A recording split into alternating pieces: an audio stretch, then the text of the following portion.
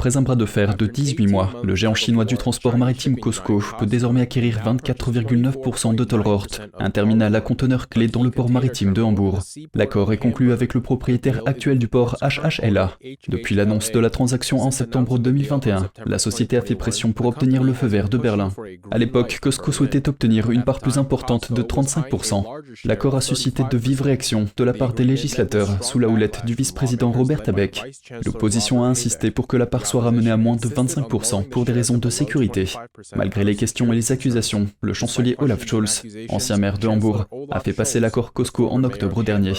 En avril, l'agence de sécurité allemande a classé le terminal de Hambourg dans la catégorie des infrastructures critiques, ce qui signifie plus de restrictions sur son acquisition. Mais cela n'a pas annulé la décision du cabinet d'approuver l'investissement de la Chine.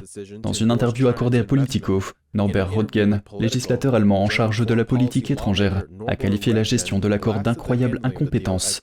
Un autre homme politique a reproché à Scholz de répéter les erreurs fatales commises dans les relations avec la Russie. D'un point de vue mondial, l'accord entre Berlin et Pékin pourrait avoir des répercussions sur l'Italie voisine. HHLA détient une participation de 50% dans le port maritime italien de Trieste. Il s'agit d'une autre plaque tournante majeure que Pékin surveille de près dans le cadre de ces nouvelles routes de la soie. Rome se trouve désormais à la croisée des chemins pour décider de se retirer ou non de l'ambitieux projet chinois. Les experts mettent également en garde contre la part de marché croissante de la société chinoise COSCO soutenue par l'État.